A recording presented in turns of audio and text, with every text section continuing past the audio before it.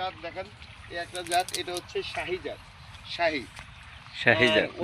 ওইটা হচ্ছে গ্রিন, মানে গ্রিন লেডি। এটা গ্রিন লেডি, গ্রিন লেডি, এটা গ্রিন লেডি, ওইটা শাহি জাত। আসলে আমি পর্যবেক্ষণ শাহি জাত করতেছি যে দেখালাম, আমাদের গ্রিন মাটিতে, লেডি দেখালাম।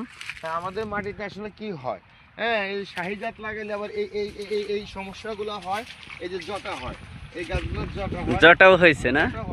জটাও হয়, কিন্তু আপনার টপ লেডি, গ্রিন লেডি বা রেড লেডি এই জাতীয় যে হাইব্রিড F1 গ্রেডের বীজ হয়, সেগুলো লাগাইলে হয় না। এগুলো একবার ফসল হারভেস্ট করা হয়েছে, এগুলো ফসল হারভেস্ট করা হয়েছে। হ্যাঁ আসলে এটা পর্যবেক্ষণের জন্য যে আমাদের মাটিতে বা আমাদের ওয়েদারে কোন ফসলটা ভালো হয়। আমি দেখছি এটা ভেঙে দিই। হ্যাঁ ক্ষেত্রে টপ লেডি শাহি দুটোই ভালো হয়।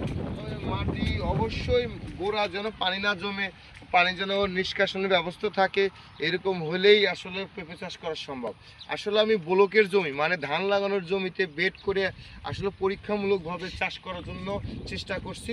হ্যাঁ আল্লাহ, মানে এটা তো হয় আমি ফসল পাইছি, খাচ্ছি, বিক্রি করতেছি, যদিও অর্থনৈতিকভাবে ওইরকম না, কিন্তু আমার মোটামুটি আল্লাহ দিলে আলহামদুলিল্লাহ আমার বেঁচে থাকার মতো চলে আর কি। আমার সবজি, পেঁপে, পুঁই শাক, মরিচ, এগুলো আমার মানে আমার কিনে খাইতে হয় না। অর্থনৈতিকভাবে এখনো কমার্শিয়ালভাবে ওরকম যাই নাই। চিন্তা ভাবনা আছে দেখি আগামী সেপ্টেম্বর মাসে 200, 400, 500, 1000 পেঁপে গাছ